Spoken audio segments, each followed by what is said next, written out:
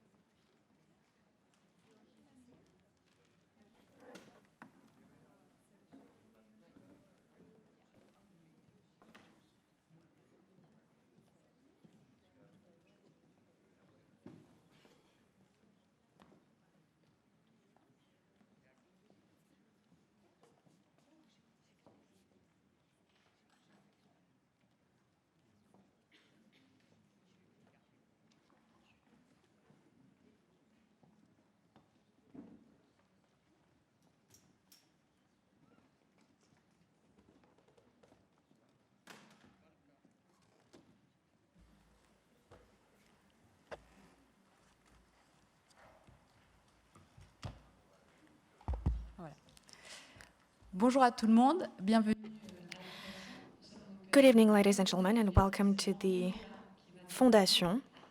We're very happy to be with you for this debate that will be moderated by Roxana Azimi. She is the founder of Le Quotidien de l'Art, and she also contributes on a regular basis to le magazine du Monde and Le Monde Afrique. Roxana is going to introduce our guests. We're so happy to have them today, and they all contributed to the catalog of the exhibition. And of course, you can visit the exhibition after the round table until 9 p.m. Enjoy the debate.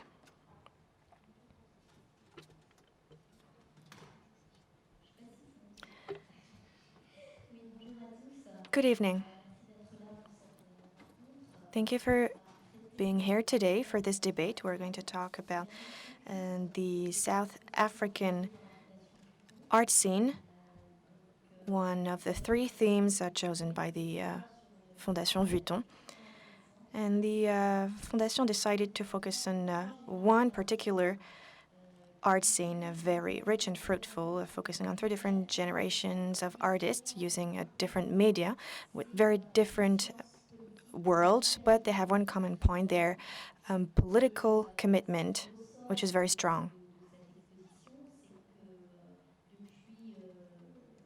And what was very clear in this exhibition is that for the last three generations, the generation that had the experience of the apartheid, the generation that experienced the aftermath of it, and Nelson Mandela, and then the younger generation, who's between 20 and 30 today. Well, these three generations have a very strong political commitment and conscience, because it can't be different in South Africa. You can't not be committed.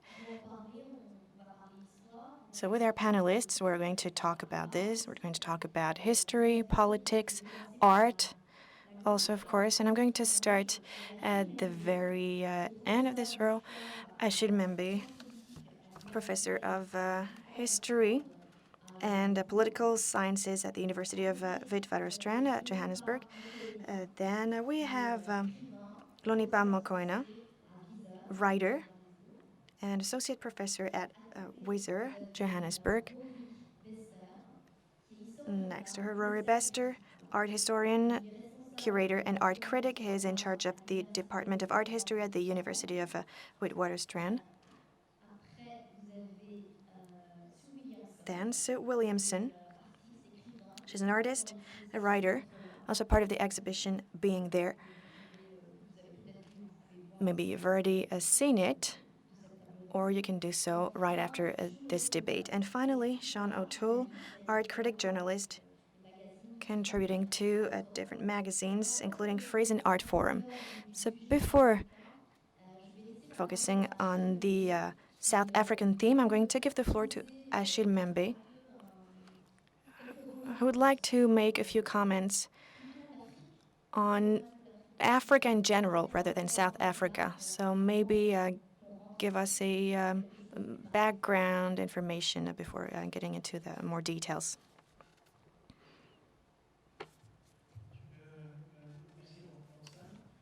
Thank you, Roxana. So in a few words, I would like to share with you some short comments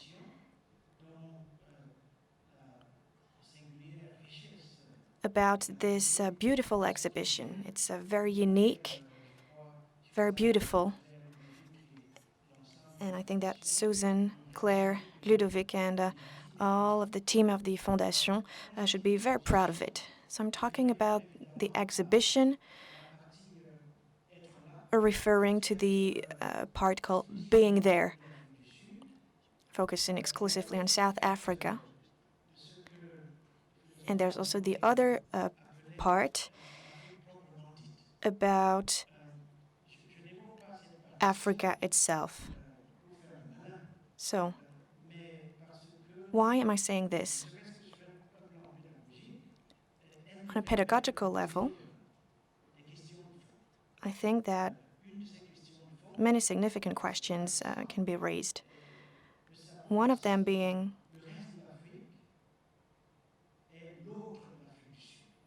what about the rest of Africa? Is it the other of South Africa? So is the rest of the continent the other of South Africa? Does South Africa have an other, and what is it? Another of the questions that should be raised is it possible to link the past and future history of South African art? So in a way, how can we read all of these different stories across the continent and understand them together? So this was the first comment that I wanted to share with you. Second point, one of the things that is shown brilliantly by the exhibition is that we're no longer at a time when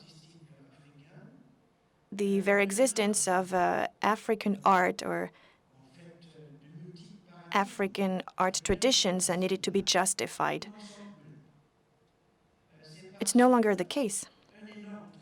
Why is that? Well, a lot of work has been done, and now we have archives. Of course, there are gaps in these archives, but we do have them. And today, we have a corpus of authors. What's really missing, I think, is an encyclopedia of African forms of living creation. And I think that this place is a great source of inspiration, great place to dream. And so one of the greatest projects of the 21st century would be maybe write this encyclopedia, or at least a kind of dictionary of forms and function of a living creation as they developed in this region of the world. So the idea is art in the 21st century may be African.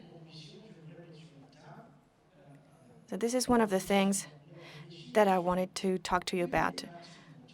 We're supposed to think about one region of the continent, and what I would like to suggest is if everything takes place as planned, art in the 21st century will be African. But for it to be African, we do need to prepare this event on an intellectual level. And this is the reason why we would definitely need a dictionary or an encyclopedia of forms and functions of living creation as it developed in this region of the world.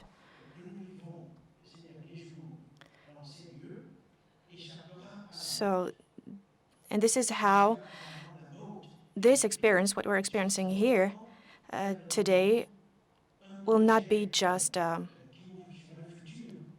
trend. It will open up to a new future.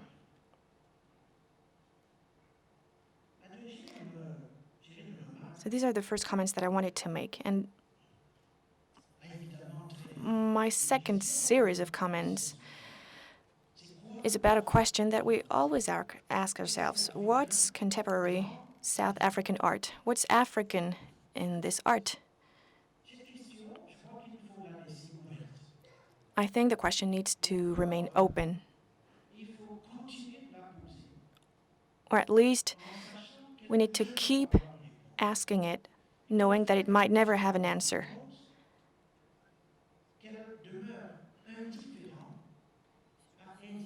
And if it doesn't have an answer,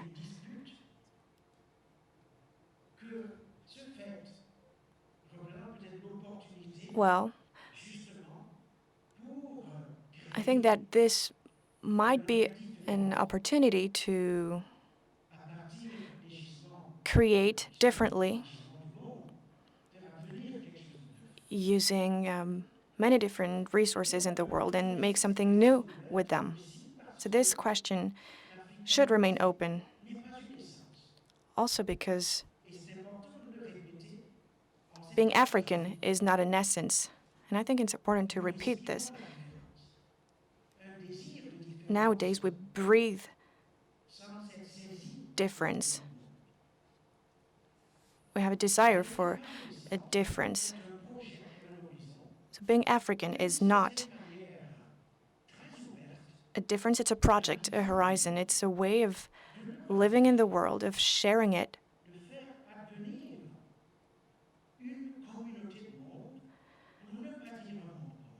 of a way of having a community of worlds, or maybe a common world for all.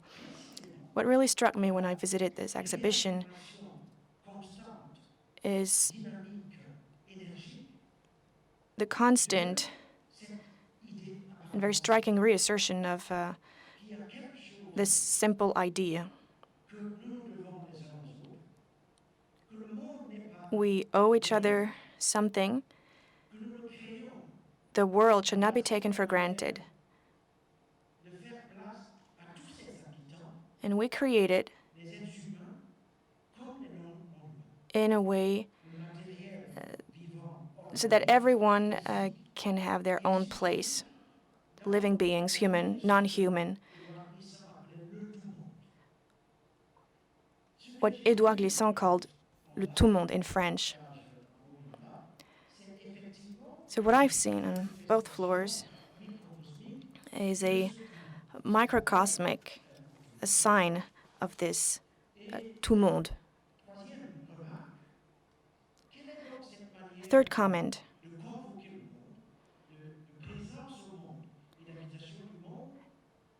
How can you live in this world?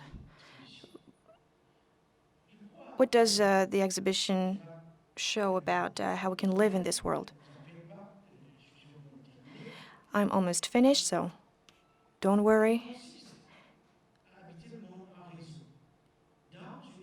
But I think that living in this world should be done within relationships. We can compose our own world, which is something that should be done over and over again. It's a principle used in many different works of art, so everything is significant.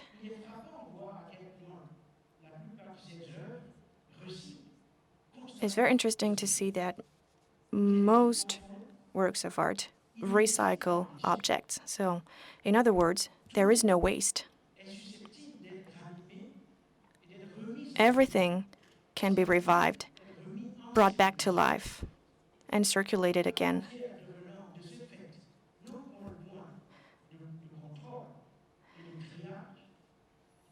So there are new boundaries, and from these boundaries, new horizons can open up. And then we're invited to embark on a new adventure with other people to unknown destinations.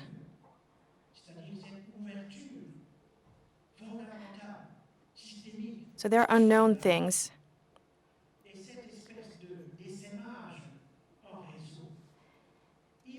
And it's very important to live within a network. So all of these things might help us understand this world that has become so small that we have to share in order to ensure our own sustainability. And about sustainability, I believe that pre-colonial and contemporary African art will show this in a very interesting way, which is absolutely crucial for humanity today. And I would like to end with some very short comments on South Africa.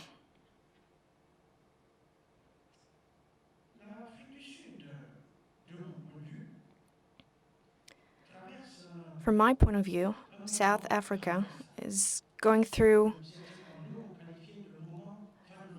a strange moment, what we call a Fanonian moment.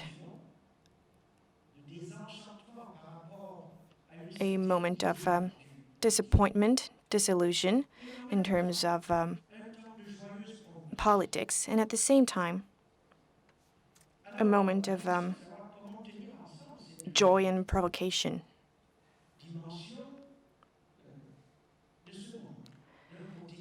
So, on the one hand, disillusion, and on the other hand, we have some sort of happy hysteria. And maybe it's also the end of symbolism. I'm thinking about someone like Hayenda Nabul. Some people say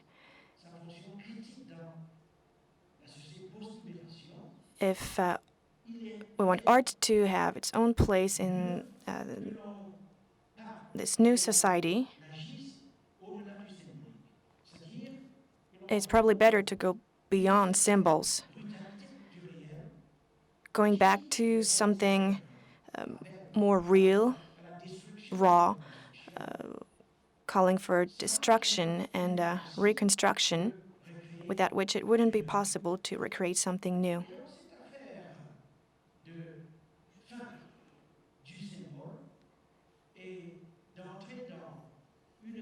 So, the end of symbols.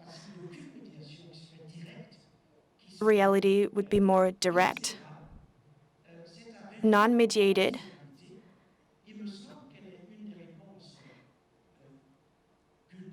and I think it could be one of the answers then that and it should be included in South African art traditions.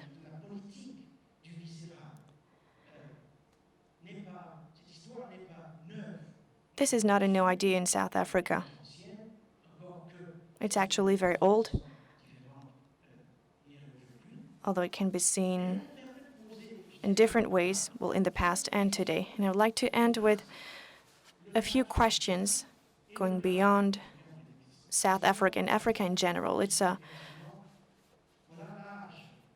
worldwide question. So this is the era in which we live. What does politics mean? What is it for? Is it used to deal with shortages? Is it to help us dream? Dream of what? A new world, a new humanity? Can we change the world with it, and therefore change humanity? Or are we experiencing the end of trust and faith in politics? Meaning, we will have to be in charge of our own common lives to change them for the better, and in the end, change the world and humanity. Have we reached the end of the faith we have in politics? This is one of the major questions raised by the student movement in South Africa, decolonization. As you can see, there are so many other things to talk about, but I would like to leave it there. And once again, thank the Fondation, Suzanne, and her team for this absolutely beautiful exhibition. Thank you.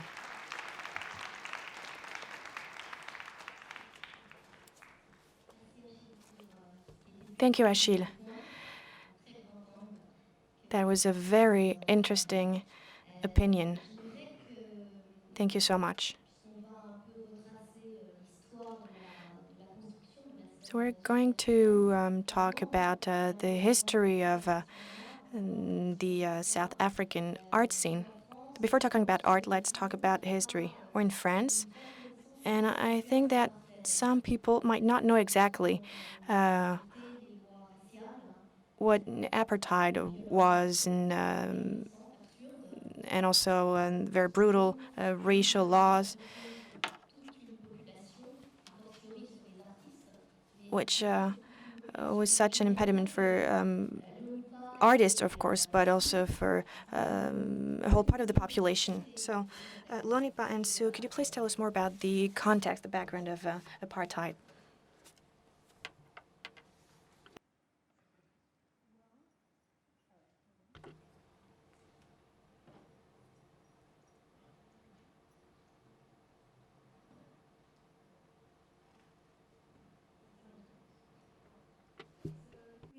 look back to the beginning of apartheid, it really started in 1948, which was in the post-war period, when the nationalist government came into power. And the nationalist government they were white, Afrikaans-speaking, and they were determined to hold on to control and power in South Africa. And to this end, they started to put in place a number of very strong laws. Up to that time, South Africa had been in a colonialist period, and of course there was still a lot of discrimination. But the thing that the nationalist government did was to write it all into law so that black and white people could not live in the same areas. The areas were delineated. Many people who lived side by side in areas now found that they had to move out. Their homes were taken over by the government. People were not allowed to marry or have sex across the color line. That was an imprisonable offense. The schools were completely separated, theaters were separated, even wonderful natural facilities like the beaches were separated. The whites got all the best beaches, and on those beaches there would be signs up which would say whites only, and black people had to go to inferior beaches, which were often quite dangerous. So there was this terrible feeling the whole time that it was just a totally unfair situation. And in order to hold on to control, the government was then they also did not want African people, black people, to live in the cities. And so they put into place a series of laws in which the men were allowed to come to the cities on one-year contracts because they were needed to work in the big construction companies and to labor in the mines. But they were not allowed to bring their wives. The wives had to stay in the rural areas with their families. And then the husbands would go home every year for a few weeks just to visit them. So that this was a completely false way to live, which broke up families. Of course, naturally, the men who came to the cities would form new relationships, being away from their families for a whole year. And it led to the terrible tensions in society. It also led to some of the wives and families tried to come to the cities, and squatter areas would be set up. People would live in informal housing settlements, and the government would try and chase them, break these areas down, chase people back. But the worst thing was that there was this terrible wall between blacks and whites. There was no kind of normal social relationship of almost any kind. It was all about a kind of a master inferior relationship, but of course it was completely devastating to black people who felt themselves to be completely inconsequential in their own land, and it was very bad for white people who had this position of control. Est-ce que à cette At that time, were there two different parallel art scenes, because there were two parallel societies? So was there a white art scene of which you were a part, and was there a black art scene that could emerge in a way or another? Because of the situation of apartheid, the universities did not accept black students, so that the sort of formal art training programs were available only to white students. There were some black art centers, like the Poly Art Center in Johannesburg. I think David Kolwani worked there originally, he is on this exhibition. But basically, black artists had to find their own way to make work, and they did. I mean, there were some artists like Gerald Sokoto and others who became very well known, even exhibited abroad in Washington. But by and large, the apartheid also was part of the art scene as well. Mais vous citez Gérard Sokoto qui avait quitté l'Afrique.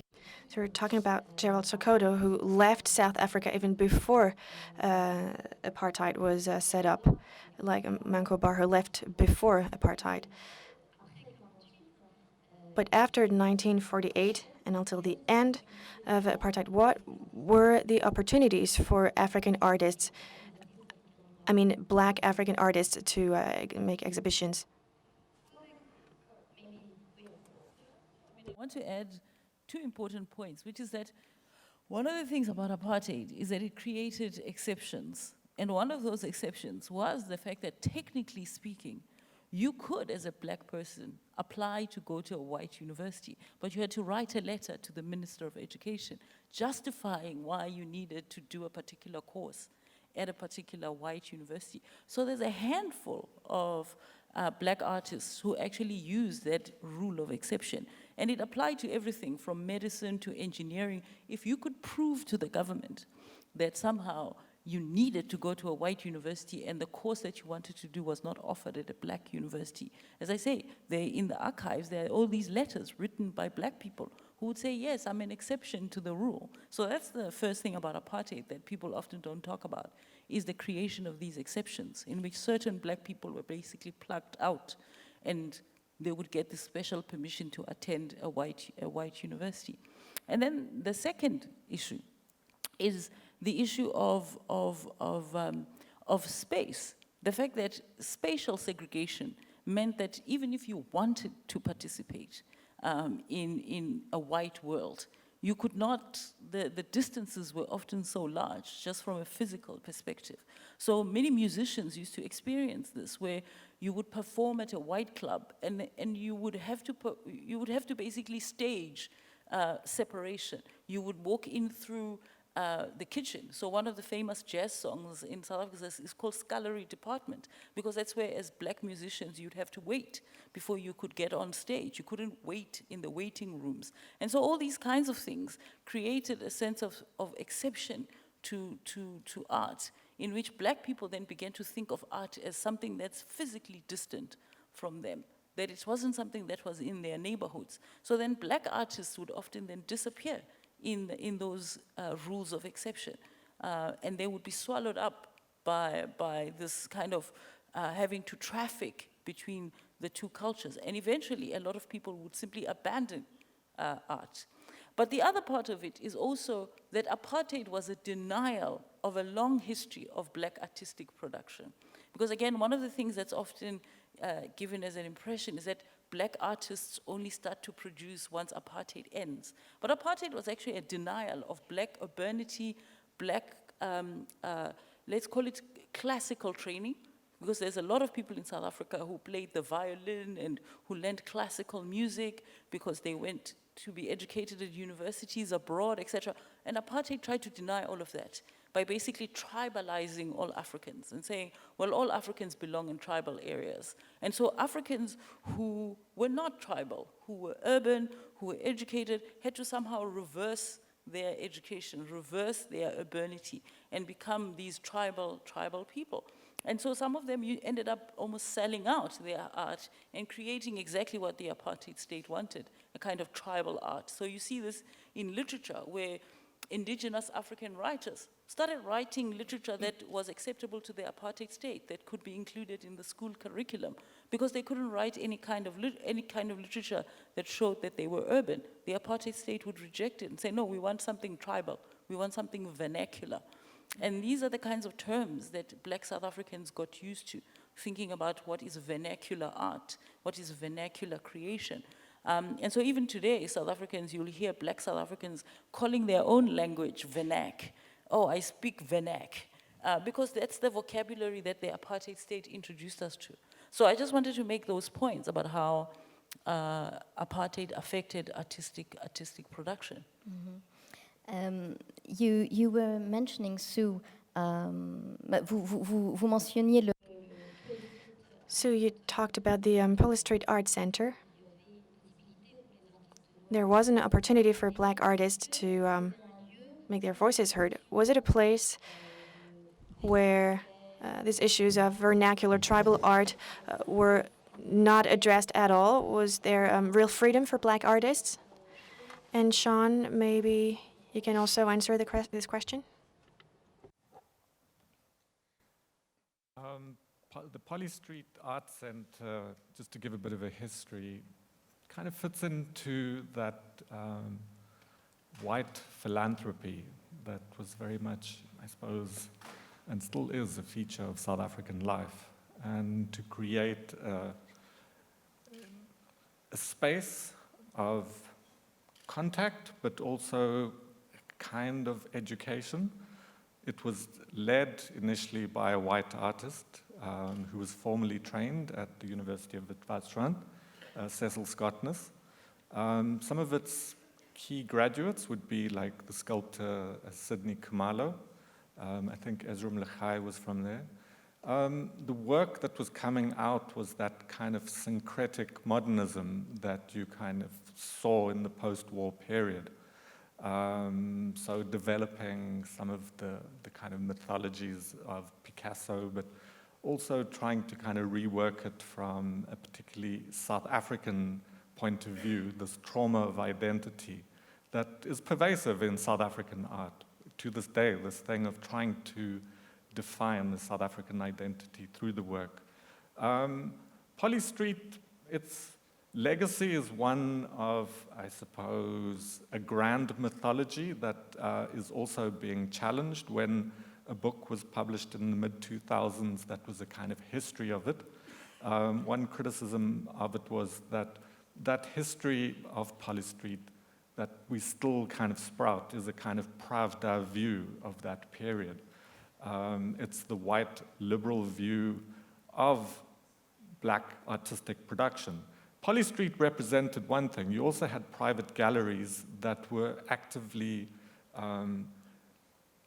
manufacturing a kind of black urban art that was called township art, the idiom, which, I mean, you can butt in here, but was essentially a kind of pretty pictures of your own debasement, slavery, if you want to put it that way.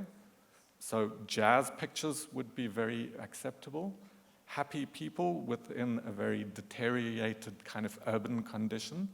And that held a lot of sway for many years. I think it was only in the 70s, the late 70s, Joburg Art Foundation with Bill Ainsley, where William Kentridge studied, where people like David Kulwane, who's on the show, went there and found a route out of realism through abstraction. But it was a very different route than, say, the abstraction, the painterly abstraction that was being propagated in the US or on the continent. Ce que vous êtes en train de dire, c'est que What you're saying is that the school formatted the South African black scene to some extent, that this scene was not political. Black artists did not discuss politics, did not address politics in their works, did they? Did artists like Demili Feni, who made extremely political work, but he, in fact, he emigrated to New York. I think it was the 1960s, wasn't it? The late 60s. So there were some artists, but very few, who were making political work. Can I just say a few things about Poly Street? And Hlonipha mentioned that black students were unable to study at white universities. And I think it's really important to note how few black artists actually emerge from a university context. And some new research that's currently being done by some of my postgraduate students is the extent to which mentorship played a role in the evolution of black artistic practice, that there were informal relationships that existed between artists. And, you know, I think Poly Street is being caricatured a bit here as this formative space that defined art in the 1950s and 60s. But after Cecil Scottness left, it became a very different thing. The teachers who taught at Poly Street were black teachers who had been taught by Scottness. They developed a very interesting model of mentorship and how they taught students. And I think it's, if one actually looks at the art of the 1960s, that yes, there was township art, there was vernacular art, but actually there was also extraordinary art produced by black artists in the 60s and 70s. but we don't really look at it or think about it, because we have this view that, you know, Polly Street did certain things, and there were no students who went to university, but actually the practice is extraordinary, and we have to excavate that practice. Just also to add to what Rory said, one of the sides of black artistic production was actually mission schools. Because one of the things that missionaries did in South Africa is they brought what they thought was a universal education. And at some mission schools, you would get taught screen printing, working the printing press. And one of my friends, Dan Magaziner, has actually just finished writing a book about that particular history and how it is that when the apartheid state took over, it actually initially had a very ambivalent relationship to those mission schools and sort of kept on supporting some of them financially until they became too political, until the students started producing too political work. And his book is about how many black art teachers often used to find it very hard to teach art in schools because they didn't have materials, and again, because the state would simply say, oh, just make them produce craft, and then give them a grade for art and craft. And so there would be this disjuncture between what the state wanted and then this kind of idealism that these students had been taught at these mission stations. And many of them were in far out rural areas, and people would basically become a kind of exclusive art community. And then they would have to go back into society. In fact, one of the sad stories that comes out of Dan Magaziner's research is that one of the first teachers to be attacked by students post-1976 was an art teacher who was defending the small space of artistic creation in his school that he had created, and the students stoned him because he was seen as a collaborator.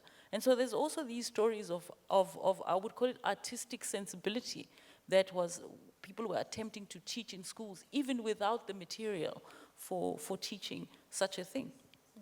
Just one other comment about the South African art world in the 1960s, and I think there was, to a certain extent, it was exceptional, in a state of exception, because the audiences were sometimes mixed. The artists who exhibited at the established galleries like Goodman Gallery, they were black artists. And I think it speaks to the state's ambivalence about the role of art in society, how threatening art was to the established state. And also to speak to the international community that was in South Africa at that time. So a number of those exhibitions of a black artist at a white commercial gallery would be opened by a foreign ambassador. And those kind of devices were used to sort of create the state of exception. I mean, obviously, the art world in South Africa in the 1960s was overwhelmingly white. And part of the problem now is that work from the 1960s that was overwhelmingly white still dominates in the auction market, for example. So black artists are not achieving the prices they should be achieving because there are just too many white artists who are there. But there were states of exception, and we need to try and pull and tease those out as much as critiquing the system. I wrote an essay. I was asked to revisit the club history of Johannesburg right up to the post-war nightclubs. And one of the things that really fascinated me was the sense of a kind of metropolitan culture, one that was participatory across all races, one that was, I suppose, challenging of the orthodoxy. It didn't happen in the art world. It was music was the place of, I suppose, a kind of contact zone. Because what Sue's described with this delineated city, this policed city, that was the reality. But when the lights set, there was a kind of, let's say, gentle sedition that went on. And I think particularly in the music of that time, you get more of a kind of expressive freedom. And you know, if you think of the names that have come out of that, Abdullah Ibrahim, Hugh Masekela, Miriam Makeba, and their ability to have traveled across time, far more so than particularly the artists that were working at that time. Est-ce que cette ambivalence que Rory mentioned a state of exception to the rule, an ambivalence. So Sine Komalo, who's a black artist, represented South Africa at the Venice Biennale in 1968. Is that part of the ambivalence? Is that part of the state of exception? That, you know, South Africa, the state had a magazine called Panorama Magazine that was produced and distributed to all the South African embassies around the world. And if you read that magazine, you would think that South Africa is a paradise. And the case of Sydney Khumalo and other black artists who participated in the Valparaiso Biennale, the Sao Paulo Biennale, it was just propaganda.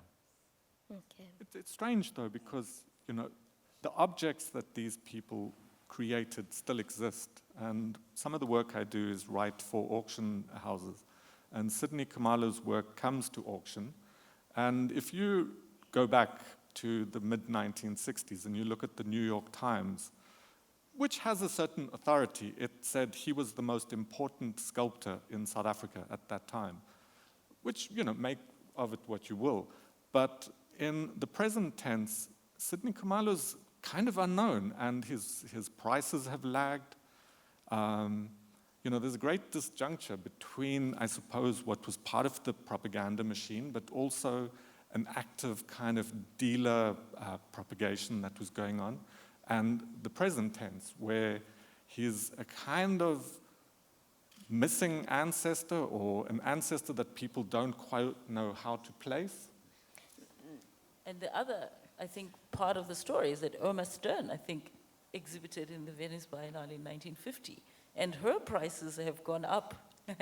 And Irma Stern, I think, recently was sold to one of the Emirates countries because they are trying to also establish one of their own art galleries. And I think it created a whole controversy because apparently the South African government didn't know about it. I mean, it became a kind of press frenzy in South Africa about this work of art by Irma Stern being sold to, I don't know, Dubai or UAE, and nobody actually knowing whether the work was even sellable, that it maybe wasn't even meant to be on sale. So these very controversies show, I think, the disjuncture that Sean is talking about, that contemporaries could end up with a totally different trajectory in terms of how their art is seen and interpreted. Et Sue, comment est-ce que Sue, how did you feel back in the day, back in those years? How did you feel as an artist, as an activist? Because you were a white artist. Do you feel guilty? Do you feel guilty that you can't do art for the sake of art, that you have to be an activist somehow? I left South Africa in the early 60s, and I went to live in New York for 5 years. And when I left, I wasn't an artist yet. I was still a writer. I'd been a journalist, and I was a copywriter. And it was only, I started going to art classes at the Art Students League of New York, and when I came back, I was making art and working as an activist. And yes, I did have this strange feeling that as an activist, I wanted to engage with the social situation in the country, but I didn't. It took me quite a number of years to find a way to do that. And when I came back, I mean, I'd been living in New York in the 60s, very vibrant art scene, and I was horrified to see what was on the walls in South African galleries, these very sterile landscapes or exercises in so-called American-type expressionism. It didn't seem, the work that I was looking at in most of the galleries did not reflect the situation at all, with the exception of one or two artists like Paul Stopforth, who was making sculptures of people falling down the stairs in police cells. But by and large, it was a very bland scene. est-ce qu'il était difficile de trouver Was it hard to find the right medium, the right artistic form of expression to express your belief in your cause and your resentment vis-a-vis the society where you lived? Finding the right format, was it hard? It was difficult because in some ways I'd come back, I felt something of an outsider, but in getting involved in activism and in sort of standing, trying to stop police lines, police Caspers and machines, break down the squatter camps, getting involved in those fights, standing on the side of the people against the police. It gave me a kind of a feeling, you know, and learning to know people's daily lives, sitting in people's shacks in the squatter camps, talking to them, trying to make plans of little initiatives that we could make to bring their cause to a wider audience. All those sorts of activities helped me to formulate new ways to make work. Mais vous auriez pu rester en fait juste dans le militantisme. But you could have just been an activist. What was the value added provided by art then? It seemed strange to divide up. I had been making some, well, I won't talk about what I was making, but it no longer satisfied me to make work that didn't engage with the situation. And also there was, you know, that 1976 was the year that the children of Soweto stood up and started to protest. And that was really a very important date in South African history. And by 1978, I think it was, or was it 79, there was a conference called Art in South Africa, the State of Art in South Africa, which was organized at the University of Cape Town. And in fact, it was an almost all-white conference. One of the questions is, where are the black artists? And the black artists were responding, well, we're just sick of talking to white people because they never listen to us anyway. But at that conference, we signed a pledge that we would no longer participate in anything organized that came through the government. So we would not allow our work to be shown at the Venice Biennale or the Sao Paulo Biennale or any of these invitations which were handled by the Department of Culture. And that was a kind of a beginning, I think, of a greater sense that it was necessary for artists to take a stance of social responsibility. Yeah, I'm surprised too, because I think something else that maybe you should talk about is how white artists in South Africa, at least from my perspective, it seems, have been suffering a kind of decades-long inferiority complex, in which it's like we are not good enough to be part of European art. So we're going to sit here in South Africa and sort of find some kind of escapism into European art. So, I mean, a lot of young white South Africans left South Africa. So some, for example, to avoid, especially men, to avoid conscription. And they would end up overseas. They would end up in your country, in France. They would end up in other European countries and try to be artists in those contexts. And then find this kind of almost defeat, because they would suddenly realize, actually, I'm an African. And so I cannot actually produce this Western art. And then they would revert back to something that is sort of African. So I'm interested in that internal dynamic, because I think you keep talking about the social situation in South Africa, but you're not telling us, I think, what was going on within whiteness, exactly, within whiteness, within the psychological drama that in some ways was playing itself out in the white community, in which there was this constant seduction towards Europe, but then a kind of a shock when Europe pushes back and says, actually, you belong there.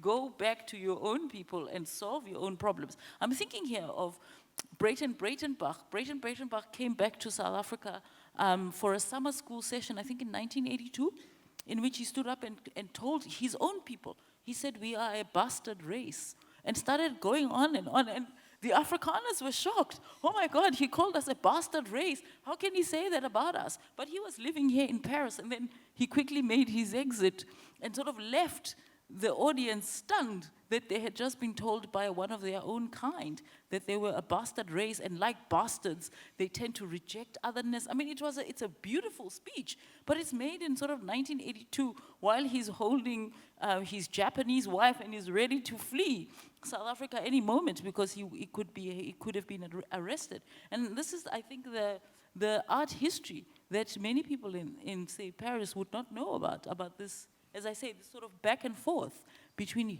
Europe and Africa, and how it is that so many white artists walked that road and then kept on having to be pushed back to their homeland.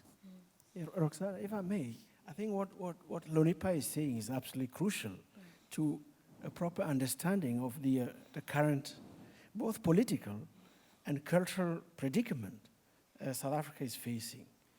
That we haven't explored to its appropriate depth the drama of whiteness in former settler colonies, and in this case, in South Africa, which somewhat might distinguish this historical trajectory from historical trajectories of the rest of the continent.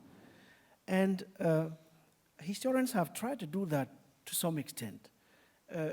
But it seems to me that literary people, is very symptomatic that Hlonipha mentioned Breton. The person who really goes to the depth of this drama is probably Marlene van Niekerk in her beautiful but very complex novel, which is called Achille, where this dilemma is exposed. If I may just say one quick thing that might bring us back to the historical rendition we had. It seems to me that part of the limits of the current historiography about art in South Africa is that it is too nation-centered. And this is paradoxical because South Africa, from what I can see, is anything except a nation state.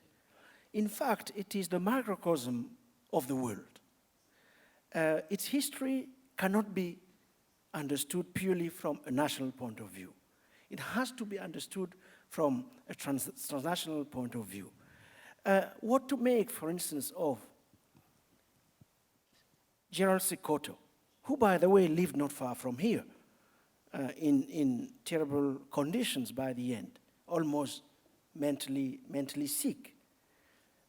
What to make of people like Miriam Makeba, and Sean was mentioning music, who lived almost everywhere, in America, in Guinea. What to make of the trumpetist Hugh Masekela. When we read their autobiographies, we suddenly face an entirely different history of South Africa, which is in fact a history of the world at large, which cannot be contained within the national borders. And it seems to me that part of the current drama is precisely the impulsion to read in national terms something that constantly exceeds its container. And that art has to deal with that if it has to say something entirely different and future-oriented about the identity of this place and its cultures. Just on that, you have a history of French art that's hundreds of years old. We've never had a history of South African art. And there is this constant deferral for a whole lot of very complex reasons. And this desire to realize what is deferred, I think, is completely outdated now. And the question for us as art historians is, how does one jump over that? For you, as French people, you have a history of French art, which 100 or 200 years ago was not as complicated as it might be now, with cosmopolitanism and multiculturalism and contests around national identity. But there's a foundation from which you work that, in our case, was simply a series of deferrals. Deferral. je suis d'accord avec Achille sur la question du I agree with you, nationalisme. Achille, what you said On y about reviendra- the on y national reviendra level plus and tard. nationalism.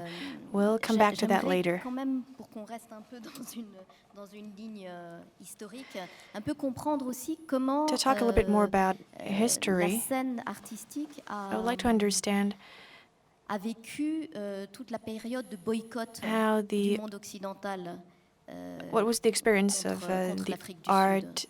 Vous, scene in personnellement, terms comment of est-ce que a vous avez- Western boycott against South Africa. What was your experience? Was it a barrier in terms of international recognition?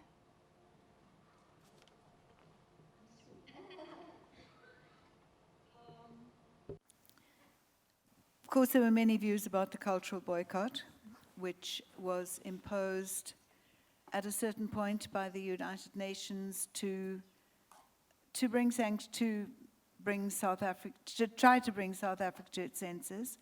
And not only were South Africans not supposed to be showing anywhere else, but also we were not to receive any international shows, and certain film directors like Woody Allen would not allow their films to be seen, and so on. And you know, some people said, well, it's a pity that we're having these cultural contacts cut, but I think that those of us who we felt that it was necessary. We felt that it although it had its disadvantages, it was important that that cultural boycott was respected. I'm going to plug an essay that I've just finished publishing in a book that's going to come out called Assuming Boycott, in which I talk about how the cultural boycott actually had a very bizarre effect on the black imagination. Because number one, we didn't know we were being boycotted. So when I was growing up, we had no idea that people didn't know South Africa existed or didn't want anything to do with us. We were listening to American pop music. We were dressing up like Michael Jackson. But interestingly, because South African artists couldn't travel, especially musicians, they started creating a South African version of pop culture, which is, you get the internet, people who became big at the end of apartheid, Brenda Fassie, Messi Pagela, Chico Twala. I mean, we were listening to these people, and we thought this was our world. We had no idea that there were South Africans living in exile. Most of us, it was news in the 1990s when we suddenly go, oh, there were people who were not here, who were making music outside of South Africa. People like Hugh Masekela and Miriam Makeba actually had a very hard time going back to South Africa because they found, when they got back to South Africa, an already made pop scene. And people were like, who are you? I mean, literally, a younger generation were asking them, who are you? What did you sing again? Oh, that song that my mother used to listen to. And this is what young people thought Miriam Makeba was, the song that my grandmother used to listen to, the song that my mother used to sing. But a younger generation had to be retaught who these people were. They had to, so there was a kind of very bizarre kind of emergence of Kwaito, which was a total surprise because it was totally borrowed from Chicago house music, reinvented for a South African idiom, or created into a South African idiom, and it took South Africa by storm. So in this essay, I basically argue that Kwaito is like a late child of apartheid, and that it is not. It has very little to do with novelty or whatever. It is part of the product of the cultural boycott, in the sense that because South African musicians had to rely on their own initiative, even things like equipment were not easily found. People had to sort of use the same equipment for often decades because you couldn't import certain new innovations into South Africa.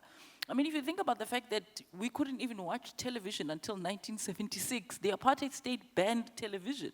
So when television arrived, we went nuts. And they used to simulcast.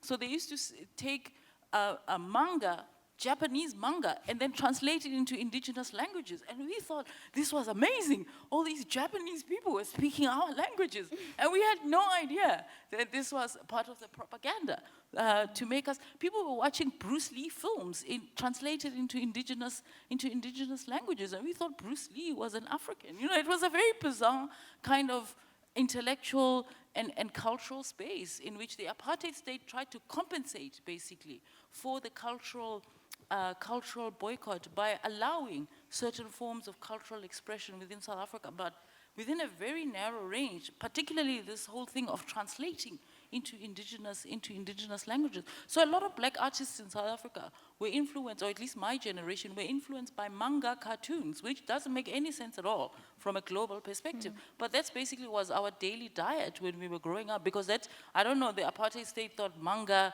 cartooning was sort of neutral and didn't have any racial implications. So you couldn't watch Sesame Street, but you could watch a Japanese manga, an animated film. So these are some, I think, of also the contradictions of what the apartheid state tried to do to fill that vacuum of cultural emptiness by basically borrowing from other cultures, but sort of finding something that wasn't racially meaningful and sort of giving it to us as culture.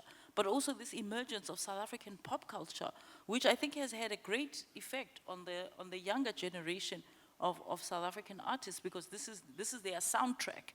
This is the music that they grew up listening to.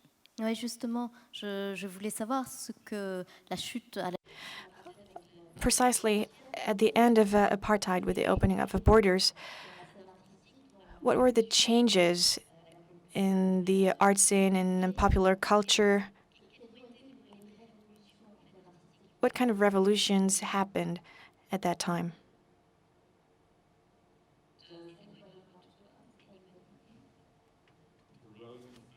South Africa, which you had to have a sense of humor. I mean, you're watching these rather outdated pop musicians coming to entertain us. There was a certain joy amongst a small white constituency of a certain age. That's perhaps the cynical view. I mean, one example would be at Wits in 1992, because bear in mind, there wasn't this immediate lifting. And that idea of a boycott was really a kind of legalistic thing. It was very porous. You also have to bear in mind the economics of the period. The South African rand was incredibly strong. If you were white, as a grouping, the disposable income allowed you to travel freely around the world. You weren't cut off. Things came in. I guess it was much like Eastern Europe. And the announcement of the unbanning of political parties happened in 1990. Elections happened 4 years later. There was this incredible flux during that period. One of the things, besides the Rolling Stones, was suddenly it would be okay to show nudity in magazines, which up until then was prohibited. You had this strange phenomena of phone-in sex lines, which, you know, prior to 1990 was verboten. And within the arts, they had the same thing. I remember in 92 going to watch the Bertolucci movie, is it with Marlon Brando in Paris, which had been banned. And the cinema was packed, but purely because of this kind of transgressive nature of what the film was promising, not its existential content. And this Limits of Liberty festival kind of tried to aggregate this strange moment. So it screened Pasolini's Salo for the first time in South Africa. It screened that terrible 70s Hollywood movie Caligula. They had Robert Mapplethorpe's work.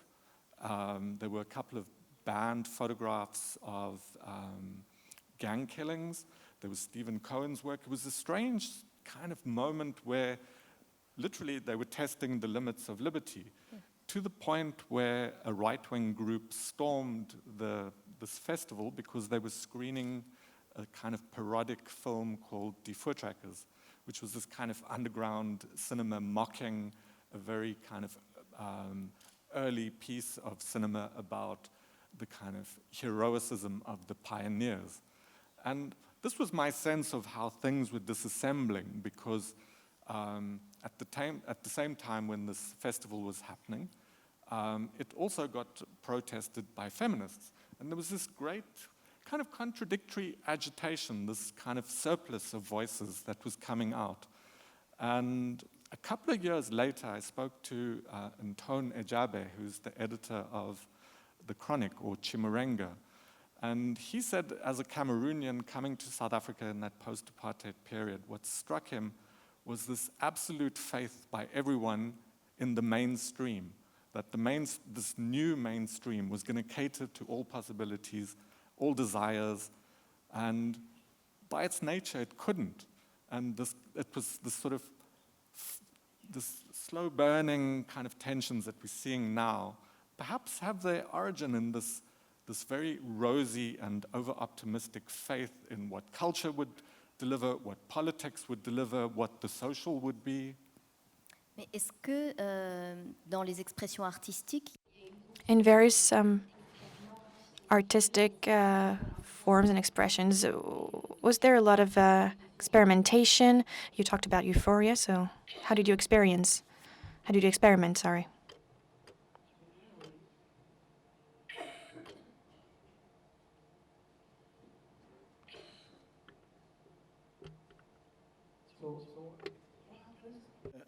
You see, what happens is that suddenly a huge enemy that had basically eaten up the lots of the energies and the passions of a society, suddenly the enemy disappears. And which creates, it seems to me, a certain disorientation in a society that was previously based on control or attempt at crappy control, which, as you said, was never really total. It aspired to a total control, but it never achieved that totalization. So a transition from such a society to a society of consumption, because liberation in South Africa in 1994 coincides with the heydays of globalization, of deregulation, privatization, the privileging of the individual as an entrepreneurial self. So all of this, it seems to me, we assist at a total redistribution of the cultural cards in a context in which Ntone talks about faking. Everybody has to, we enter a period of, you just have to grab whatever you can, because you know that this won't last very long. And that if you don't get into the train now, you will be left behind for a very, very long time. So this whole question of capturing, grabbing what you can grab, it seems to me part of the new cultural moment, which we are struggling to identify as such and to name. So a crisis of naming, which it seems to me South African cultural scene is still struggling with. Yeah, and I also want to add that one of the sudden questions that came to the front was, what kind of Africans are we? Because all of a sudden, we suddenly realized, number one, we don't have a national cuisine. And number two, we don't have a national dress. So the 1990s were also the birth of South African kitsch on a large scale, where all of a sudden, people were showing up at events sort of dressed, and you're looking at them like, what are you exactly today, you know? And that shock of suddenly realizing that our Africanness was suddenly in question. Because all of a sudden we were reading other African authors of our own generation and suddenly realizing, oh, I don't actually have a story to tell about my Africanness. I have a story to tell about my South Africanness, but not about my Africanness. And I think that was almost a painful question for Black South Africans, because we suddenly realized that we're not very African, and that we actually, in some ways that we believed the apartheid propaganda, that we were not part of the African continent. And I would say, in connection to the student movement, I think that's one of the reasons why we've had Fees Must Fall, is because our students are suddenly realizing that they are not part of the African continent. And they are somehow trying to resolve that contradiction, that gap that was opened by the apartheid state that separated us from the rest of the African continent. So for example, I'll give you one example. Haile Selassie. Our students are now fascinated by the idea of this Ethiopian emperor. And you want to say to them, if you speak to actual Ethiopians, there's no fascination. You are fascinated because you are South African, and you don't actually understand what happened in Ethiopia after Haile Selassie. You only think of him as a messiah because you are reading the way that Rastafarians write about it. So all of a sudden our students are fascinated by Rastafarianism, by all these ideas of sort of Afrocentrism. And you want to tell them that the rest of the continent is totally disenchanted with these ideas. That in Africa they have no cachet, in the rest of the continent they have no cachet, because they are outdated. They belong to the 1960s. But in South Africa, it's like you are trying to stop them from embracing their Africanness. And in part it's because they are running away from the contradictions of the Africanness that has made them. The contradiction of being in a society that is so multicultural that it's imperceptible to the eye, the multiculturalism of the society. And non-racial, in the sense that for the majority of black people, the idea, for example, of having a black government, a lot of black South Africans are already over it. They're like, oh, they're just thieves like every other politician in the world. So who cares that we have a black government? You know, for the majority of black South Africans, it's over with politics, if you had to answer the question in that way. Because they already, I mean, they understand that this is politics as the terms sort of multiply. So recently when our president decided to reshuffle the parliament, within a couple of days, people were using the word reshuffle in everyday conversation. Like you'd be saying to a friend, if you don't call me now, I'm gonna reshuffle you. And you were getting all these messages in which people were playing around with the word reshuffle, as if it's something, nothing important has just happened. Because already people are like, oh, well, I guess they're gonna do what they want to do anyway. In terms of picking up on some ideas here, in the early 70s, Walter Battis, who's a very important figure in that kind of high apartheid period, someone who was both inside the culture, who was legitimizing, authorizing, writing about, but then at the end of his career, who checked out of it and became this kind of seditionary figure. So it was in his retirement he wrote to a friend in the US and said, in South Africa, culture is politics.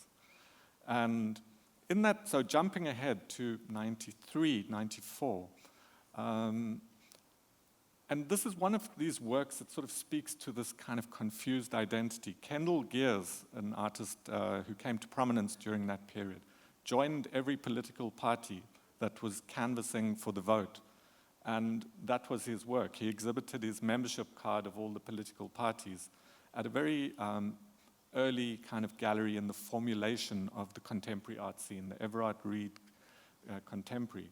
And there was great consternation as to, I think, A, whether this is art, just by exhibiting his membership cards, but then also the response from the public, particularly from the political parties, who felt that they'd been duped by this person who decided to join every party. I mean, the reason I mentioned it was there was this also a fairly rapid, but not rapid, transition from a kind of official culture of South African art being painting and sculpture to something else.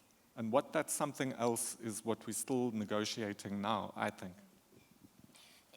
Can I just add to the complicity of the European and North American museums in this process? So the first exhibition of art from South Africa was called Art from South Africa, was held at the Museum of Modern Art in Oxford in 1990. And it initiated every year, I think there must be at least 50 now exhibitions of South African art. So it became a preoccupation of European and North American museums to hold exhibitions of South African art.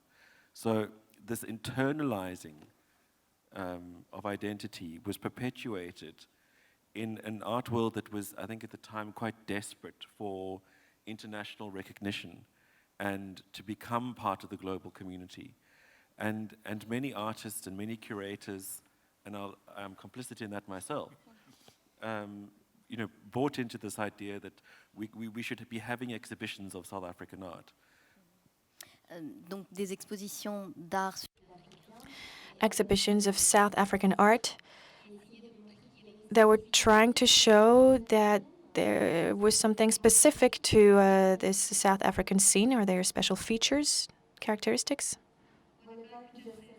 About that exhibition that Rory was talking about, the one that went to the Museum of Modern Art in Oxford, David Elliott was the curator, and he came to South Africa because of the cultural boycott. He had consulted with the ANC in London, so he'd got permission to go against the boycott. And he came to South Africa thinking that he would select a few sculptors, a few painters, a kind of classic show. And there were artists' organizations at the time. In Cape Town, we had the Visual Arts Group, and in Johannesburg, it was the Artists' Alliance. And we just said, we are trying to democratize art. We do not want a show which just shows artists who've been through art school training. We took David around the townships. In the end, I think there were, I don't even know how many artists, but I mean, there was beadwork, there was toys, there was a wide range of crafts. And in fact, as well as the painters and the sculptors.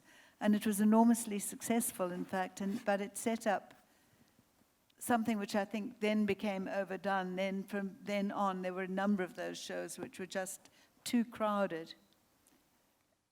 And too crowded. Yeah, it was kind of one of everything show. Everyone sort of got the idea that, oh yes, if it's going to be a South African show, we need to be very inclusive, because South Africa is now this very inclusive country.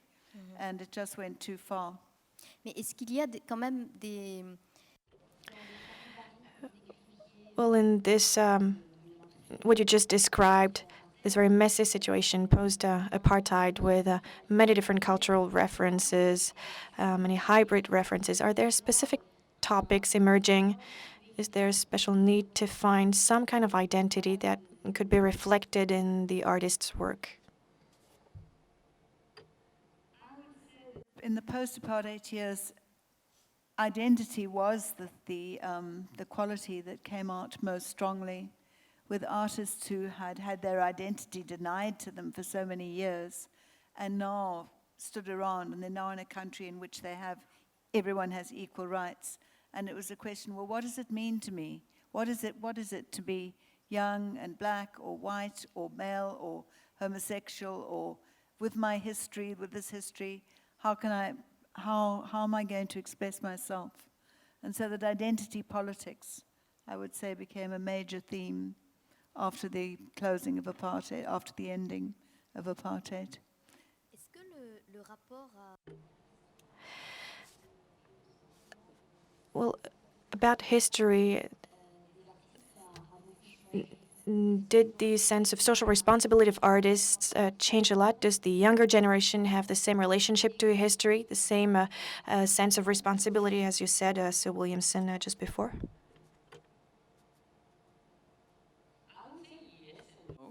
I think in the early years, for many young black artists, a larger question was also, what do these rights mean? You know, the constitution in South Africa is very flowery and very liberal and promises a lot. So what do their rights mean? So I think a lot of younger artists were testing what those boundaries of their rights were. And I think out of that comes a pushing against also the presupposition that black people are the same. And I think from a black artistic perspective, there is this pushback against the idea, or the expectation perhaps, that number one, black people experience apartheid in the same way? Because I think this is also something else that is coming out of the South African black art scene, is a complication of the idea that we all experienced apartheid the same way. And then secondly, that we all experience freedom the same way. And I think that is also being complicated a lot by the younger generation. Some of them, for example, are going back to the ghettos and creating, posing, next to shacks, the kind of shack chic idea, using that as a kind of, this is how I want the world to see me. But then someone like Zanele Muholi almost presents an aesthetic of sort of beautification, where you beautify your subjects in a particular kind of way, and you extract them out of their circumstances because you don't want to reproduce the conditions of their subjugation and their humiliation and their oppression. And I think even just trying to understand where the township fits into the way that people understand what they should be creating becomes a very complicated thing. Because on the one hand, there's the allure of a kind of dominant black culture that you get immersed in if you are in a township and you are just being yourself and not having to perform anything. And then at the same time, people have gone to private schools, they've gone to universities abroad, they've experienced the world, they're cosmopolitan. And so at some point they also draw back from that allure of black culture, and they try and create something outside of it, something new, something that speaks to black people in a new way, which is one of the reasons why it was so horrifying for many people when our Minister of Culture reacted to Zanele Muholi's work by saying, "Whoa, we shouldn't be seeing this in public.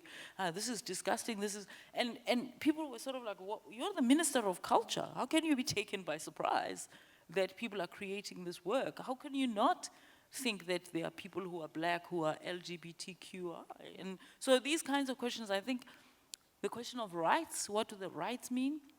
And then this kind of attraction, repulsion to black culture, and how people are constantly trying to sort of sometimes close the gap, but sometimes open up the gap. Achille, vous aviez... I mean, as sorry, I keep messing up with this thing.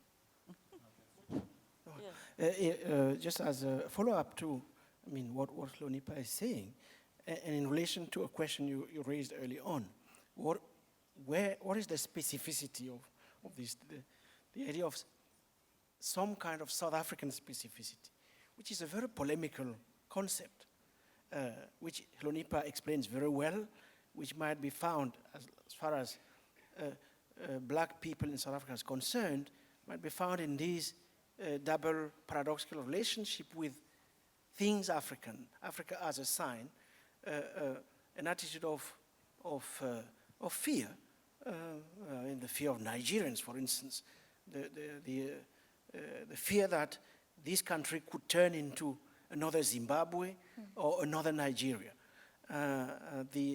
So the repulsion on the one hand, and on the other hand, a deep envy of the kind of confidence in oneself that is exhibited in various artistic forms, writing, music, dressing, fashion, and all that, which is evidence in the rest of the continent. So they inhabit that interface. Another element of specificity, I would say, the impulse to excise. That South Africa is obsessed with excision. Something has always to be excised. It's obsessed by that rather than by the question, how is it that we can put things together? And in the rest of the continent, the dominant logic is how is it that we put things together, including things which have no apparent relationship, which are completely contradictory. How do we produce life out of the heterogeneous mess of the real? And here, the logic is a bit, look, how do we cut things up? How do we cut them into multiple parts, and each of them has to be located in a very specific enclave, classified, archived there, and if they want to get out of there, they have to produce a pass. So this question of a pass is a South African specificity in relation to the rest of the continent. Otherwise, from a philosophical point of view, it seems to me that in relation especially to what you are saying, Hlonipha, part of the drama right now is, okay, we wake up, we are free, the Constitution promises so much. I mean, it's an amazing document. It promises too much. It promises much more than it can deliver. And people are realizing that, in fact, what if what we really inherited from all of this are ruins? And what would it mean to live in the midst of ruins? That what we're left with, after so much blood had been spent, so many efforts had been produced, many people died for it. What if, in an awakening to horror, we realize that in fact, we only inherited ruins? So what do we make of it? How do we get rid of a history that for a very long time has aimed at turning certain human beings into waste? I think that is what is being the most dramatic question in South Africa today. That is what it is, at least from a black perspective. And the young people, that's what they are grappling with. They go to America, look into Afro-pessimism, they go into theories of intersectionality. They are trying to make sense of how is it that we stop our history from being all along a history of turning certain human beings into waste. Mais c'est très intéressant ce que... What you're saying is very interesting.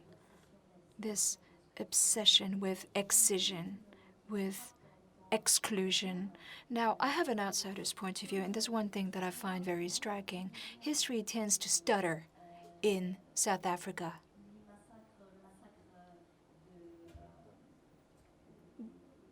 There have been massacres. The miners, what was it called? The Marikana mine. Yes, this reminds us of Sharpeville. And the whole Fallist movement brings back memories of the 1976 movement.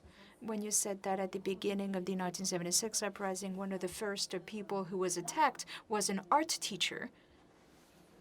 I can't remember which campus he worked on, but he was one of the initial victims of the students. And now students are burning up lecture halls and libraries, and they destroy works of art. We feel as though history is repeating itself. So what has changed and what has not changed, and how come it's not changing? Add on top of Achille's term excision is the notion of a reset button, that I think South Africa also has this impulse towards, whenever we feel discomfort at the contradictions in our history, we simply rush for the reset button.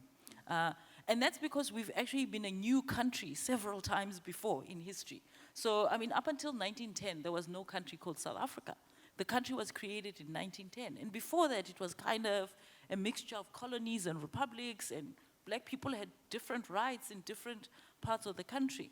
And I think that impulse towards the reset button is what I would say is driving the Fallist movement, in the sense that one of the contradictions that our young people are faced with is the fact that, number one, blackness in South Africa is not defined. It's actually just, there's no definition of what it means to be black. This doesn't mean that people like Steve Biko didn't contribute to the definition, but in post-apartheid South Africa, there hasn't been an authoritative voice to say this is what blackness is meant to be in South Africa in post-apartheid, which is why our students are reading African Americans and thinking that they are faced with the same predicament as African Americans. And yet they're not, because in the case of South Africa, they do have a black government in power. They don't need to speak to a mainstream white political majority in order to be heard. And the point is, how do you explain that a black government is totally blasé about their expressions as young people? And so I think the vacuum that is there about how to define blackness in a context in which you are actually in power, and you actually do have the power to create a new society. And as Achille said, the limits are becoming quite obvious of how to create that new society. And I think that is, if I had to give a kind of preliminary definition of the fallist movement, it is about this rushing for the reset button. The minute you feel discomfort with the fact that you are actually in a contradictory situation, that cannot be resolved. And so what has ended up happening is that our students have simply opened up a Pandora's box of race. And now they are trying to close it, because this is one of the reasons why South African universities are so quiet at the moment, is because the students are stunned at the fact that they thought they were resolving a contradiction, but they've simply opened up a Pandora's box in which now everybody is talking about race and saying quite uncomfortable things about race in South Africa. And everyone's looking around now in embarrassment almost that they've opened up this conversation and now they have no control of where the conversation is actually leading. I mean, I like the idea of repetition. It needn't be a negative judgment. So if we go back to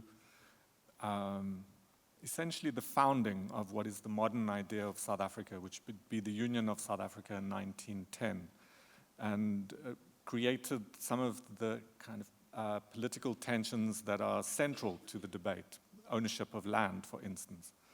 Sol Plaatje, who is one of the members of, or founders of the African National Congress, which is the ruling party. It's also Africa's longest surviving nationalist kind of party. He had contact with W.E.B. Du Bois in the US. His key book, Native Life in South Africa, is modeled after The Souls of Black Folk. He went to the US and met Booker Washington.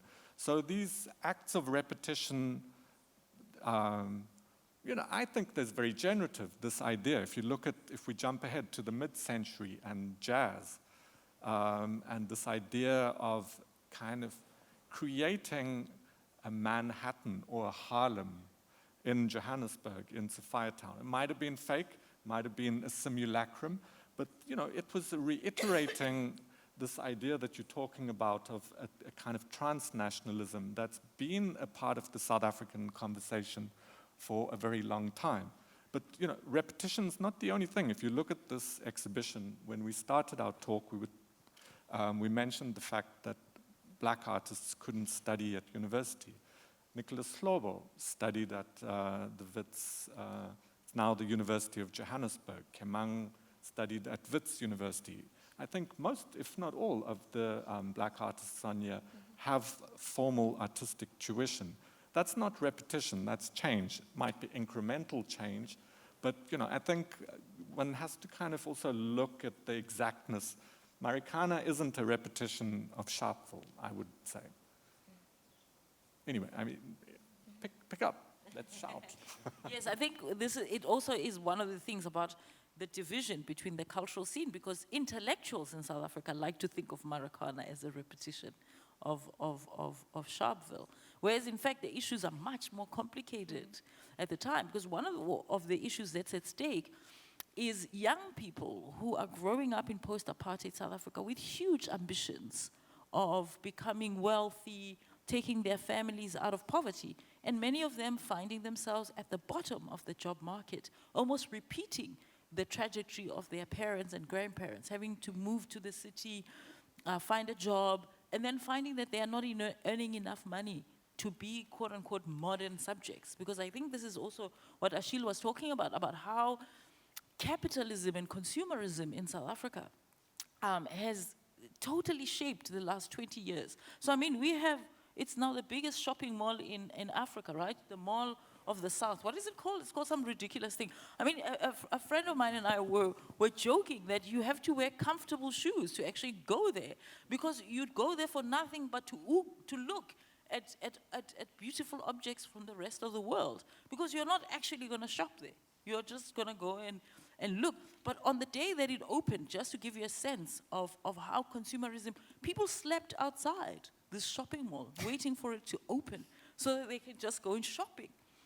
People were coming from all over the country to sleep outside and camp outside just so they could wake up in time to start shopping. And so that collision of idealism and then consumerism is also creating a lot of tensions in the labor market, in the sense that young people are frustrated at the fact that they are 20-something-year-olds and they have to do the same work that their mothers and fathers did. They have to scrub people's floors, they have to cook for people, they have to be miners. And that part of it is often not spoken about, the frustrations of a young generation of South Africans who've grown up basically without apartheid, but then there's still this thing that's lurking over their shoulders, and they're not sure what it is. And part of it is that it's class, and the realization that, again, black people have always belonged to different classes. Just because we were lumped together in the townships doesn't mean there's no hierarchy in the black community. And that resentment at realizing that there are black people. So in South Africa, the phrase that people use is cheese. So suddenly realizing that there are cheese boys and cheese girls. So people who grew up in comfortable homes, who were never hungry. And suddenly thinking, oh, what happened? Why am I not a cheese girl? Why am I not a cheese boy? Mais est-ce que de cette lutte des classes, de cette amertume, de cette frustration que vous évoquez, est-ce qu'il en est sorti Has there been a positive outcome, at least artistically? These feelings, when expressed, even the ambivalence of these feelings, do you think that expression of such feelings is conclusive, or do you think there's still a quest for this kind of format? Do you feel that there's the artistic form that maybe comes out of those feelings, those feeling of frustration, anger, feeling that it's not the sky that's the limit, but you have only limits? And do you feel that there's an artistic expression that's interesting now out of those feelings, or not? Or Well, not yet? Yes, there is, and it's actually, again, it's a version of house music that comes out of Durban. It's called gqom, and everyone's listening to it, including my aunt, which was a surprise. Everyone is listening to this. It's a very fast-paced, and the dancing that comes out of it, I mean, it's unbelievable. Kids are being videoed in classrooms doing gqom while the teacher is away. People are making videos, and it's unbelievable, the dance moves and everything, and it's really a young. I mean, it makes you feel old, basically, because you suddenly realize that you have nothing in common with this. But it's very popular amongst young kids. So I was watching a video of somebody who has drawn on a blackboard in a school, who has drawn on a desk in a school with chalk the DJ set. And they're basically pretending to be creating a soundtrack. And everyone's dancing, but there's actually no music. And then the soundtrack is put on afterwards. And it's amazing how the two things coordinate. They synchronize. The fact that the DJ is playing music that nobody can hear, but everyone's just following the rhythm of his voice as he's talking. And then they're dancing, and they're doing all these bizarre kind of dance moves, and then the soundtrack is put on afterwards. So video art that is being produced basically by young people who are just fooling around with their cell phones is, I think, one of the big kind of surprises of I would say, the last 2 or 3 years. And the fact that the soundtrack is this Durban house music called gqom, in which people are talking about drugs, and you didn't know where you slept last night, you didn't know where you woke up this morning, and it's a very kind of, I would say that's one of the new things, the kind of cellular phone-driven video art that people are just making almost spontaneously and sending as WhatsApp videos and new kind of media. I actually have a question for Rory, more than okay, but you know, if I think of, you mentioned that we kind of deferring in art history. Yet you've been very active in curating a lot of photographic exhibitions. And if one thinks of particularly the post-apartheid period, the amount of photographers who've succeeded, Zwelethu Mthethwa, Santu Mofokeng, who was the Jeu de Paume, Peter Hugo, David Goldblatt, and whether photography has allowed the artist a mechanism to both interrogate, critique, author, something about not only themselves, but this kind of social experience? I mean, it's a fuzzy question. It's a big question.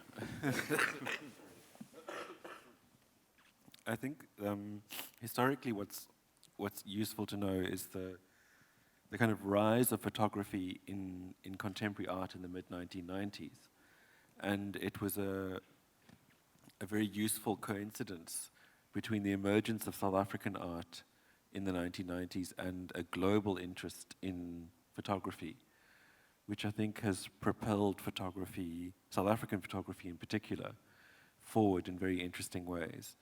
And I don't think it's really the case now, but certainly probably 10 years ago, the South African artists that were most circulated internationally were photographers. And I think it has to do with the nature of documentary photography in the 70s and 80s, and photography is a form that is much more digestible, easily read than contemporary art or art, and I think that there are a whole number of circumstances that really contribute to photography being where it is. Sorry, I'm quite sick, so I'm being a bit fuzzy here and not really answering the question. Je crois qu'il faudrait laisser peut-être le... How about we turn to the audience?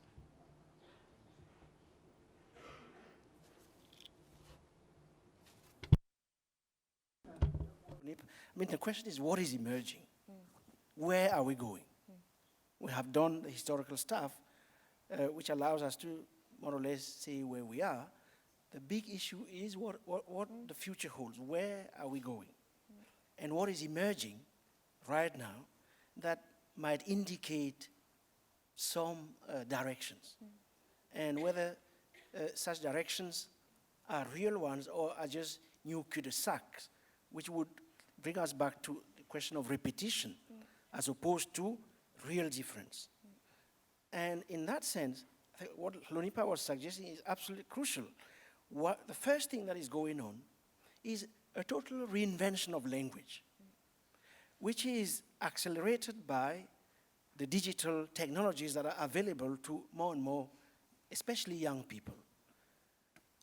That's why the question of both a dictionary and translation becomes absolutely important. Because if we are not careful, in 10, 15 years, we'll be inhabiting a language we don't even understand. So a new language is emerging for which we need a dictionary and new practices of translation. Second thing that is emerging, an entirely different understanding of the political as primarily a politics that brings to an end the culture of decorum. Young people are exhausted, tired by the idea of decorum. How is it respectability? They are practicing politics today in a way that aims at deconstructing any idea of respectability. And the politics of time has changed too. We don't want what happened before, the reset thing. We want something new, different, radically different, and we want it now. We are no longer willing to wait. So the question of waiting, which has been so central to the ideology of liberation, waiting and expectation and anticipation, all of that seems to me is being completely pushed aside for the politics of immediacy, which, by the way, is typical of the neoliberal age and ethos we live in. L'impatience. Alors, est-ce qu'il y a des... Hence the need for patience. Are there any questions in the audience?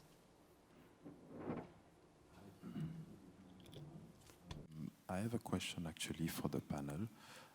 As a non-South African, I remember in the 90s there was that euphoria South Africa, when Nelson Mandela became president, became all of a sudden a beacon of hope for Africans, because a lot of Africans who became leaders, intellectual leaders, back in the 60s when they were students, alongside May 68, I'm from the Congo, there were riots.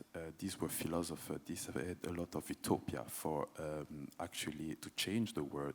And then we had 20 years of dictatorship. And all of a sudden, a lot of them saw in South Africa maybe that they wouldn't make the mistake that the rest of the whole Africa have done. And I had a question actually. I was wondering, do you think maybe also in South Africa, in the society in general, there is also that fear that we have seen what happened in Africa. We have seen also what happened in the rest of the world. We don't want to make those mistakes, but at the same time, there were never too much time for, I don't like that word, but ideologies to really integrate what was distinctive, because obviously there's something which is distinctive, something which struck me when you go to South Africa. This is one of the few places in the world where you go to a small jazz club, they still play experimental jazz, free jazz music with young South Africans who didn't experiment that. There are still those stuff which pop up, which are very bizarre, but why it happened there? So it means that there's something there, but how can we really harness and also straddle the bridge between, obviously, what South Africa still has because it was secluded like Cuba, and then what the rest of Africa, obviously learning from the failure, traveling to South Africa, because it seems that in South Africa, this is the only place where the African diaspora can dialogue and learn from each other, but they don't dialogue with South Africans, which is very strange. And I have a question for you guys.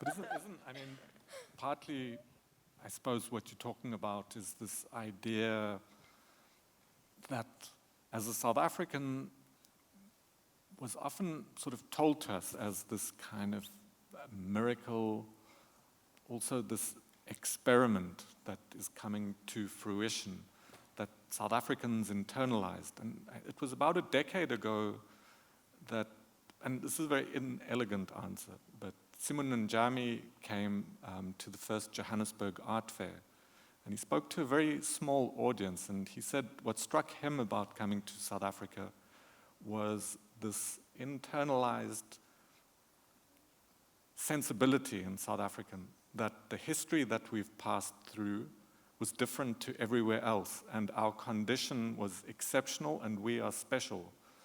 And there's a certain hubris that's built into that, a kind of failure to look elsewhere and learn.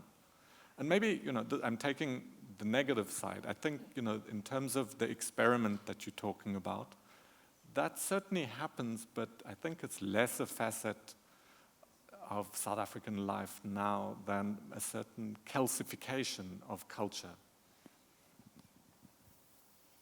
But also perhaps the realization, if I have to say, our connection with the rest of the continent, that the state does not actually answer the cultural question. And I think that for many young South Africans is both like a yawning opening, but also a narrowing of things. Because I think the South African government experimented a lot with ideas that had been tried elsewhere. I mean, the disaster of trying to use Sarafina as an HIV/AIDS educational thing, it was a total disaster. They spent millions and millions of rands on a play that nobody ever saw.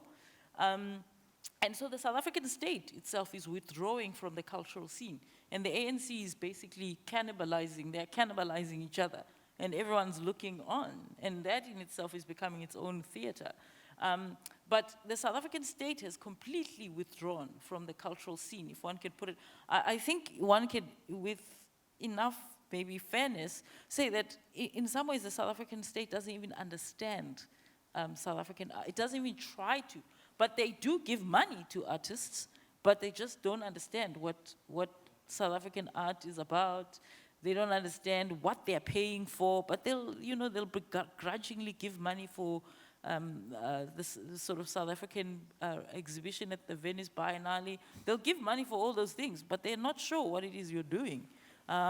So the shock is when, let's say, the Minister of Higher Education comes up to you and actually tells you they've read your book, and you're like, you did?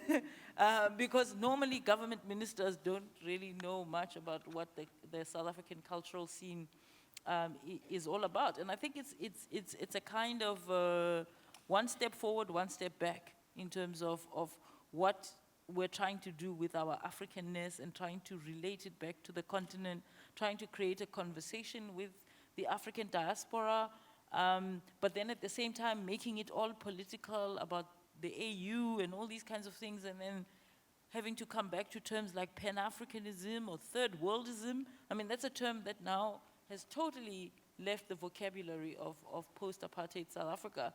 How we communicate with other formerly colonized societies, not just in Africa, but in Latin America, in Asia, et cetera, The China relationship is becoming a weird one. And it's, so there are all these things that are happening all at once. But I would say our state has largely withdrawn from the cultural sphere and just is basically letting artists do what they want to do, but then at the same time, sort of once in a while asking you to fill in a form about what you're actually doing. And so there's like a bureaucratization of the kind of art production. You know, if you want the state to pay you money for publishing a book, you have to fill in a form. You sit there and you're like, I can't believe I have to do 20 pages just to tell the government that I am a professor at a university and that I've published and that I've done all these things. And so there is, there's a very interesting dialogue, but also a back and forth. I mean, to me, it's sort of like, I think we're like a concertina. We expand and we contract, we expand and we contract. And it's unclear. You can't, I cannot put my finger on it and say, this is definitely what our relationship to the African diaspora is. We can put a finger on one thing. Yeah. The government of South Africa believes that culture is exactly the same thing as agriculture.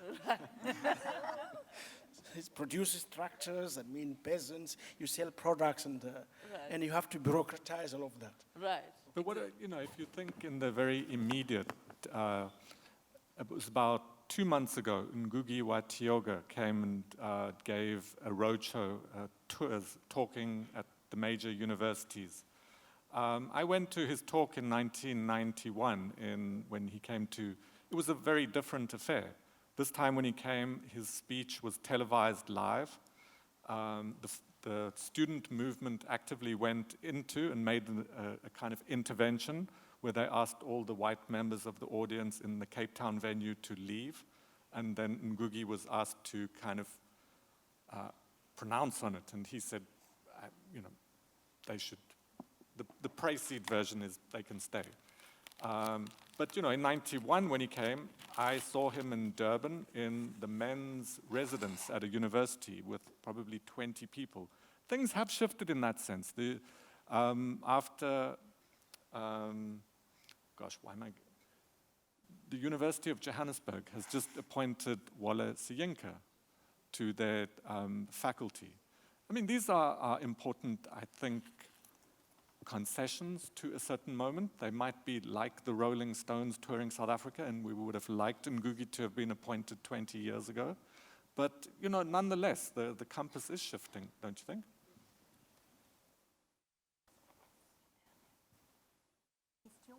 Une dernière.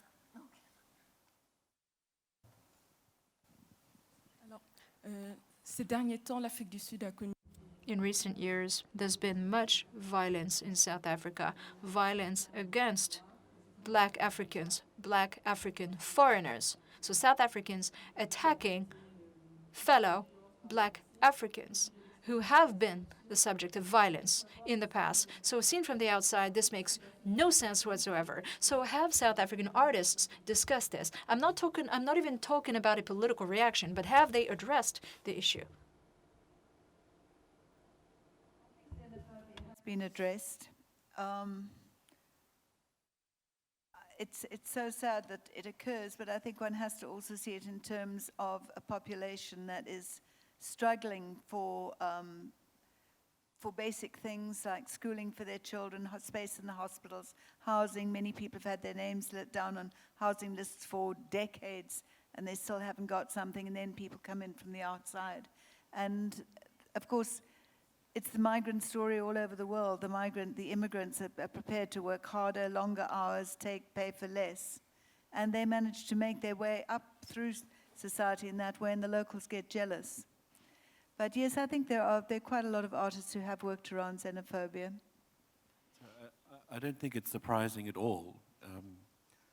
There was a visuality to apartheid and a performance of apartheid in public in terms of who was inside, who was outside, allowed in, not allowed in, checking passes in the 1960s, that in the 1990s and beyond became checking your passport as a foreigner. So the visual performance of apartheid simply continued, and the subject of that performance became foreign nationals living in South Africa. One of the artists that's on the show, Tenji Nkosi, I think the only painter on the show, which is an interesting fact, she did a social project in Messina, I think it's in 2010, which is the most northern town in South Africa on the Zimbabwe border, where she actively created a project that was negotiating the border and all those facets, partly because of this paranoia around the Zimbabwean influx into South Africa and the large number of Zimbabweans who have been actively targeted. But I think also, again, talking about this reset button, South Africa has had an influx of foreigners since, let's say, the discovery of gold, which was in the 1880s. So since the 1880s, South Africa has had Malawians, Zimbabweans, Zambians come to South Africa. So one of the questions is, why now? And I think that is a much harder question to answer, because Black South Africans have been living cheek by jowl with foreigners for decades, but now seems to be the moment at which people suddenly find this uncomfortable. And one of those things, one of the possible explanations has to do with the fact that, again, one of the things that we hardly talk about apartheid was that the apartheid state was also a welfare state. So despite the fact that it was an unequal welfare state, Black South Africans have a real tangible sense that their government provides them with services, provides them with housing, provides them with a pension. So in South Africa, we have a universal pension where you don't even have to ever have contributed, you don't ever have to have ever worked a day in your life. When you reach the age of 60, the government gives you a pension. And so the sense that somehow these foreigners are rushing to South Africa to get ID books so that they can have, a pension when they reach 60 has become a kind of social panic, elicited by the fact that there's a feeling that the welfare state, basically, as Achille was saying earlier, that you better grab what you can because there's just not going to be enough in the future. And I think the xenophobia is coming out of that social panic in which people are basically feeling that they want to grab something, a piece of South Africa somehow, and secure it for the future. Otherwise, there won't be enough. But the idea that foreigners are somehow new to South Africa is totally a bizarre one, because it's simply not true. I mean, I know many people who are Zulus, but who have grandfathers who are Malawian. And so the idea that the foreigner somehow suddenly appears out of nowhere and inhabits the South African imagination is simply not true. The real question is, why now? Why do South Africans suddenly notice the foreigner, the other, now? And I think it's this grab and go kind of mentality. Je crois qu'on est obligé de s'arrêter là. Merci. I think we have to stop here, but thank you so much for this fascinating debate.